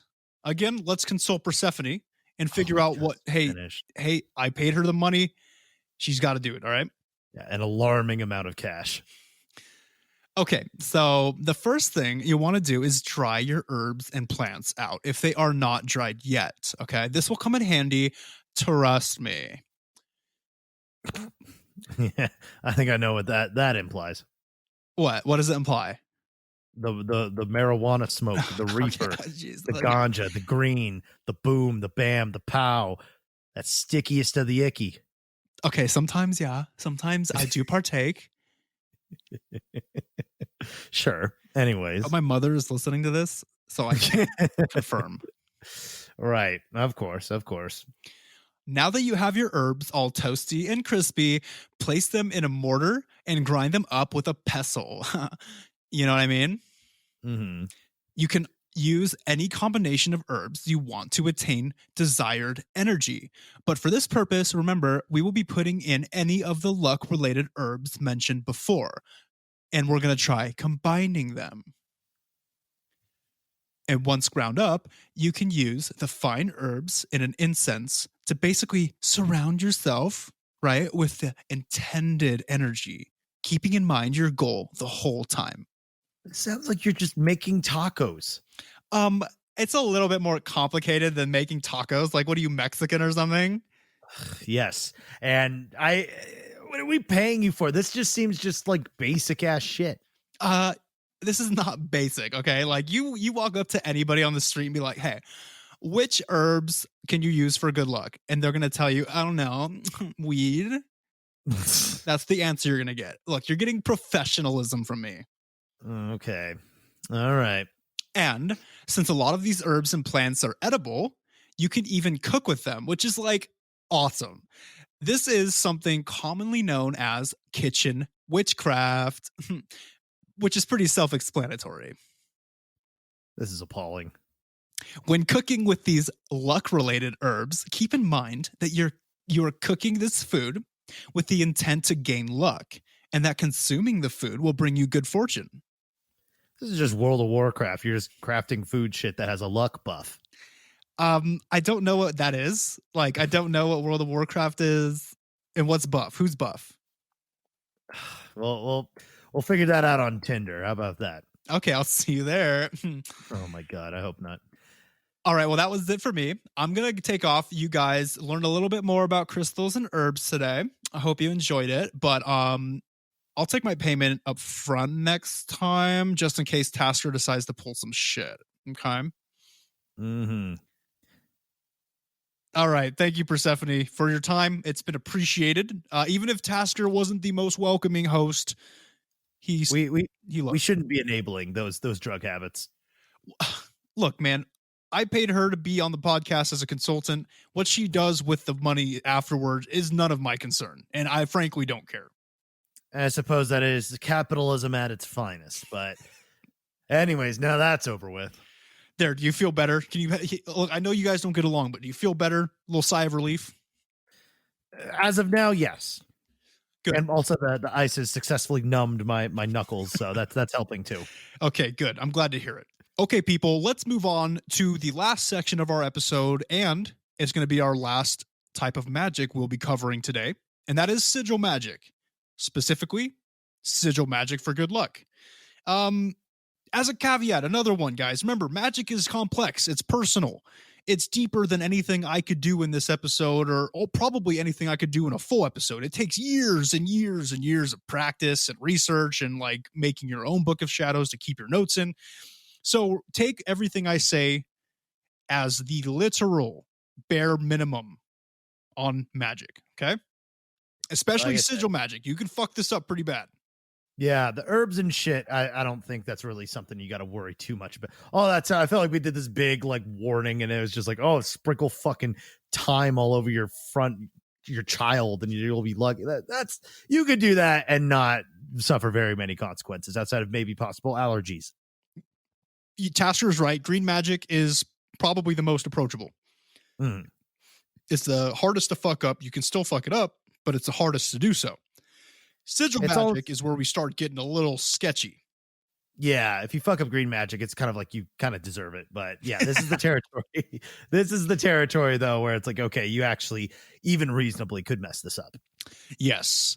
Let's get into it. It's going to be very brief, right? But this is just the basics of sigil magic. I encourage you to look it up further if you're interested. It's very cool. So first off, what is sigil magic? And to put it shortly and sweetly, sigil magic is the use of sigils in magic. It does not take a detective to deduce that from what it's called. Right. But let me explain further in case a couple of you out there have some extra chromosomes or something. How inclusive. Thank you. Hey. I'm down with the system. You know what I mean? You've made that abundantly clear. A sigil is a symbol that you create that is meant to invoke intent or energy while performing a ritual. The sigil can be anything, literally any picture, but it's generally believed that it should be a symbol which you create yourself. It has to have your personal meaning and intent behind it to be effective for the most part, especially when you're first starting out. So this is like those I think I've seen like GIFs of them where it's like there's like sometimes there's like a specific way where it's like you have to write your name down and take like certain lines from your name and arrange it and then put it in a circle, and that's how like you can make a form of your own sigil. Yeah. That's actually interesting that you pointed out. If that's a way that you think would work, as long as the intent's behind it and it's a personal sigil that nobody else can use, yes, that's a damn good way to do it. That's actually very interesting. Oh. So, to create your own sigil, first picture your intent. In this case, you want luck. You want good fortune. Something I should point out here about the phrasing while you have the intent in your head, or if you're writing it down on the paper with the sigil, is you don't want to say the words, I want luck, or I need luck, or something, because that is implying to the universe that you don't, first off, already have some, and it can negatively affect the impact of getting luck. So you basically want to say, I am lucky. You're basically a self-fulfilling prophecy at this point. I see. Well, and it just takes me back to one of the finer episodes of The Fairly Odd Parents, a great Nickelodeon TV show that might still be going, but probably is a pale shadow of what it used to be. But there was one where, the main character, Timmy, instead of using his fairy godparents to grant his wishes, he has a genie who's actually voiced by one of our favorite comedians, Norm Macdonald. Woo! Fucking Norm. Yeah, he did a great job. But, obviously, he's a genie, so the witches always end up twisted and fucked up. So what ended up being the solution to finally get rid of him is Timmy wishing he had a lawyer, and the lawyer would then draft the wish properly so that way he could do it without, any repercussions. So that's kind of the logic that we're kind of dealing with here. Yes, when it comes to intent, especially with like sigil magic or chaos magic, you need to be very, very clear on your intent, and you have to word it very wisely. So that's what I'm saying is when you start getting into this type of magic, you can easily screw things up and harm yourself rather than do good, basically. Got to be careful. Got to be super careful. So at this point, like I said, make sure your intention of luck is crystal clear while creating and drawing your symbol. It has to be super, super, super clear. Whether it's writing it, what I would do, now this is what I would do, okay? This is a personal thing, but I would write down something along the lines of "I am lucky" above the sigil that I'm drawing, so it's right there where I'm drawing it, so I see it clearly. The intent is there. I can read it over and over again in my head, not letting any contradicting thoughts pop into my head. You want to make sure it's very clear, okay? Once the sigil is created and you're happy with it and you feel the intent and you feel the energy, what do you do with it?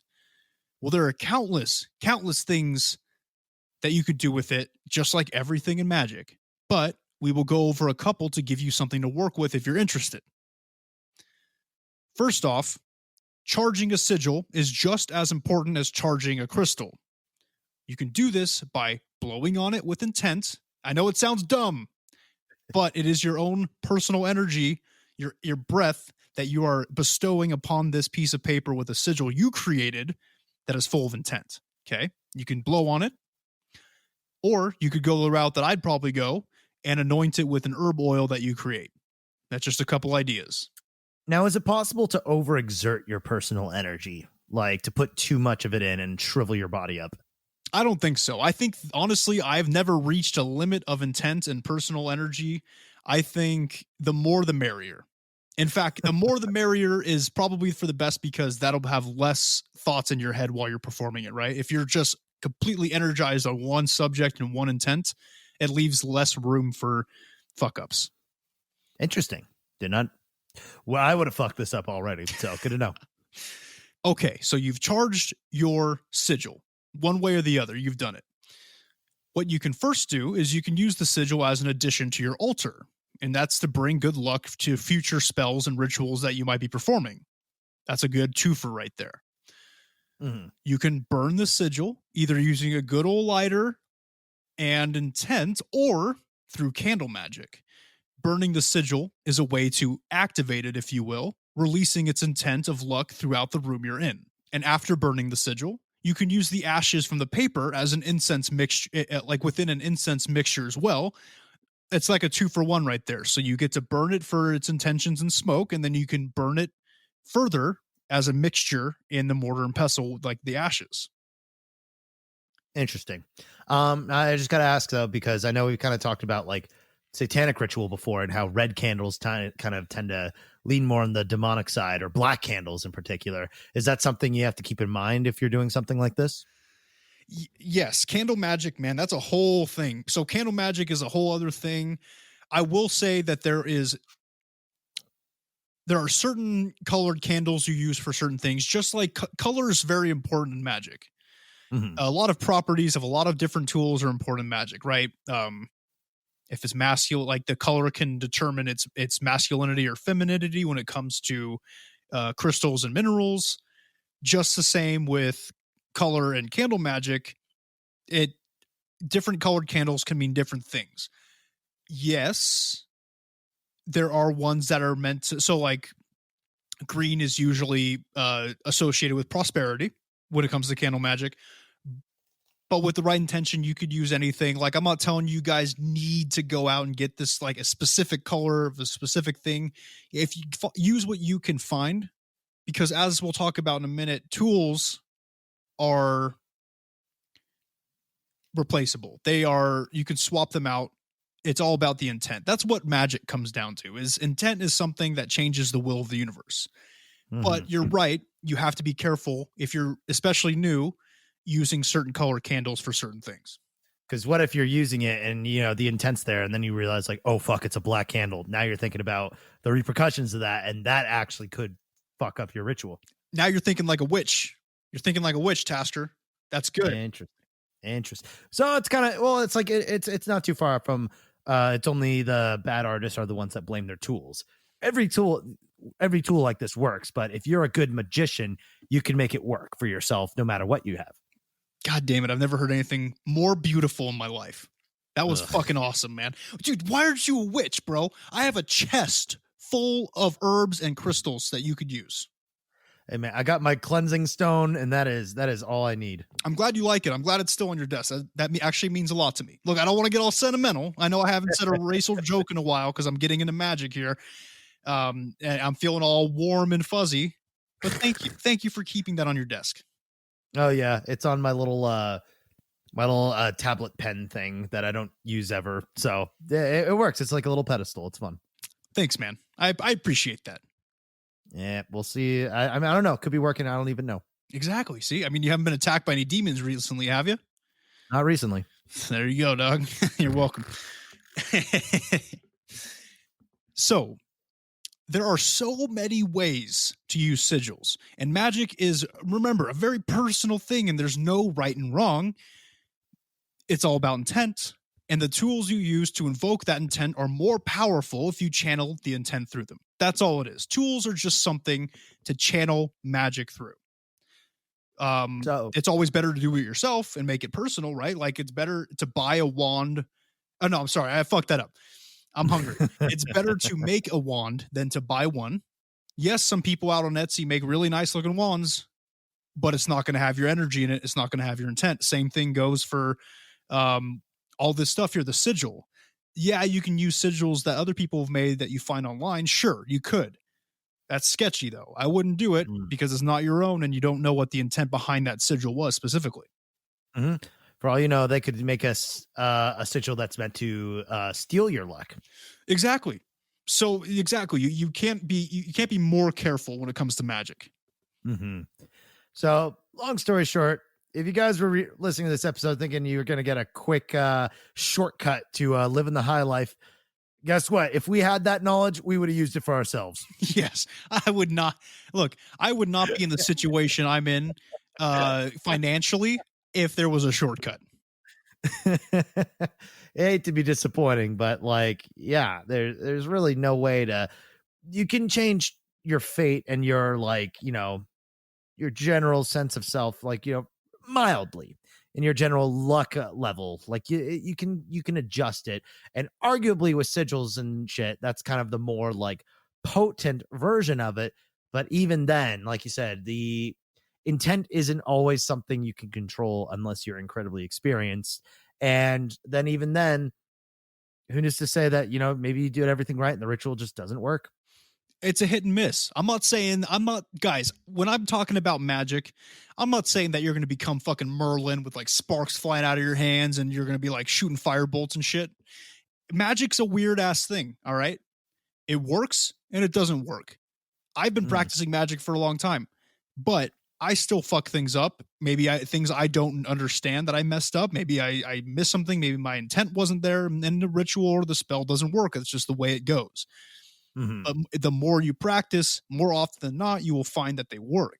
And for instance, speaking about luck in magic, when I first moved, I did the irresponsible thing of being unemployed before moving and not looking for a job previously. Yeah, that was quite a nosedive. I took a leap of faith. All right, guys, but I performed a couple rituals. I'm not going to say exactly what, because for me, that personally takes it away. But I performed a couple rituals, and how long was it, Tasker? I think it was within like 2 weeks. Yeah, 2 weeks. Within 2 weeks, I was already getting interviews, and it got to a point where I had to turn places down to pick the place I'm at now. I'm not saying, look, yeah, my resume is not that impressive. I'm going to be 100% honest with you guys. Okay. I didn't graduate from MIT. Okay. But those rituals I did, the intent I put behind them to have luck and prosperity, I think that had to do with it. So going into 2021, if you're interested in magic, if you're interested in turning around the world's luck and your luck, check it out. Check out magic, see how you can use it. Yeah, and if you want like a more immediately applicable bit of know-how, I guess, on luck, is that, you have your things of like, you get like, girl to blow on your dice, or you get like all that shit. Like, if you're going to buy a lottery ticket, I guess this is what it boils down to. If you are right, if right this second you are going to buy a lottery ticket and you don't have time to do a sigil and you don't have time to learn magic, if you really want to best your odds, find a personal object that you find lucky, because chances are that is imbued with more positive luck energy than any 4-leaf clover you could probably find. Yeah. And Tasker's onto something here. Remember, guys, the whole point of this episode is to let you know that luck is what you make of it. Okay, the tools that you use to find luck, whether it's a charm, whether it's a superstition that you have, like a lucky pair of underwear or some bullshit, magic. It's all personal. It's all you. Remember that you can manipulate the universe. Sometimes I say all luck is just being ready. Like you make, and that's where the phrase comes, like you make your own luck. And I hate to bring it up like that because this turns into one of those like the journey was the destination, man, or wasn't the real treasure the friends we made along the way, because it's kind of like that. But there are ways, you can have strong intention. It's just, you have to want the luck. If you're just like, I'm a generally unlucky person, I feel super like my luck is shit, you might be the problem. Yeah. And luck is about luck and magic are interesting because they're both self-fulfilling prophecies. Mm-hmm. You can use magic as a tool to help you boost your luck, but if you're not doing anything about it, there's nothing to boost. Yeah. And also too, it's not immediate results. So if you do a ritual or you're like, oh, you hype yourself up for this party, you go there and you have an ass of a time and you're like, fuck, I'm just really unlucky. No. Luck is, like you say, it works in mysterious ways. Sometimes it works. Sometimes it doesn't work. Sometimes it's a long con. Sometimes it goes short. Sometimes you get it immediately. Other times it's just, you just need to constantly have the luck mindset, which also comes with preparedness. If you just sit in your room all day, like I do, then, lucky things probably won't happen as much unless you're playing like fucking gotcha games and shit. Like, and even then you can still exercise that. So is luck kind of a state of mind? Yeah. Is there something you can do to adjust it? Sort of. Does it vary from culture to culture? Yeah, but those are more, like we said before, kind of like wives' tales. Like that's a lot of like, there's an association. And I would even argue to say, look, if there's something that puzzles you, look up the association, because maybe by discovering why it's considered lucky or unlucky, you might come to terms of how you can discover your own luck, because we have all these traditions. And how can we figure out maybe what works for you? Exactly. It's personal. What works for you will not work for somebody else, or it probably won't, and vice versa. So guys, just look into it. Figure out what's going to make you lucky in 2021. Is it magic? Keep the mindset regardless. Okay. Mm-hmm. Speaking of magic, I do remember us talking about, like, off air, of course, we were talking about like satanic rituals and stuff like that, because I went through a big satanic phase years ago. Mm-hmm. Found some interesting stuff about Count Chocula and satanic cults. Really now? So it turns out, like I've said it before, it's a very touchy subject for me. Most Satanists are fine people. They're actually good people. Yeah. Count Chocula is one of the ones that the media tells you about. Okay. Found out that he actually sacrifices children to an actual Satan. He believes in a deity Satan. He's not like a symbol, right? This is big news, because now I'm trying to figure out, okay, well, how has this dude been alive for so long? Clearly, he is giving something and taking life, and I think he's given children. Yeah, I could see that. And I know there's also the adrenochrome thing. It just feels like he sort of takes a little bit of everything. And so who's to say that maybe what he's sacrificing to isn't necessarily a devil or Satan himself, but more of an amalgamation of the negative of every deity he's probably sacrificed to. And it's sort of becoming its own thing. And maybe that's his ultimate goal, is to perhaps one day merge with this negative deity that he's created. And we cannot let him get to that point, because if he does merge with this deity, he's going to be unstoppable. We're all going to be fucked. That's apocalypse. That's the end of that's a planet eater right there. That's what Book of Revelation was about. I personally believe that was about Count Chocula fulfilling his prophecy. Because what is it? The 8-headed Hydra. That's because Count Chocula has 8 throbbing cocks that are constantly at all. You're made out of chocolate. You could change your appearance at will. Why wouldn't you? Why wouldn't you have 8 of them? So you could do Octomom. Get it? Exact. That's where the term came from, I think. That's how she got pregnant with 8 kids. So what? We got to monitor those children. Got to be really, really careful. Exactly. Well, thank you all for listening. We hope that this episode could help you in any way, shape, or form. I know it's kind of ironic that this is the episode I got injured on, but who's to say that's not that I'm not going to let that bring me down, because I learned from this episode, just because it seems unlucky, by thinking it's probably not, you might actually thwart future bad luck. So let's put some positive energy into the world. You could do that actually right this second by logging onto your iTunes account, hitting us with a 5-star rate and review. That would be super crazy helpful. Help us boost up those ranks a little bit. Help us get a bigger fan base to enjoy the show with the rest of you. Spotify, hit us that follow button. We update every single Wednesday as per usual. Our Instagram is at CEOTPK. YouTube, Close Encounters of the Podcast Kind. Twitter is at CEOTPK1. Facebook, Close Encounters of the Podcast Kind, where you can find all the above links. You can also email us, ceotpk1@gmail.com. Look us up on Discord. The link is discord.gg/lowercase b, number 6, capital C, capital T, number 5, capital M, capital X. No, I do not have that memorized, even after 53 ways of episodes, but why would you? Just click on it. It's way easier that way. But yeah, so thank you guys for being here. Thank you. Guys, really appreciate it. Enjoy your new year. Don't get too trashed. Don't drink and drive unless you're really sure you're going to be good. You know what I mean? Just do the right thing. Do the right thing. Kiss your loved one at midnight. That is also a sign of good luck. So do that. Yep. For fuck's sake, subscribe on YouTube so I can live stream. You know what I mean? That's all I want, guys. That's all I want, is to get drunk and live stream. Okay. Mm-hmm.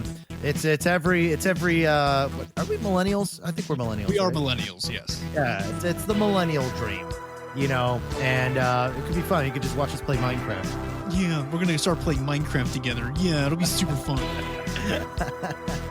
Maybe someday.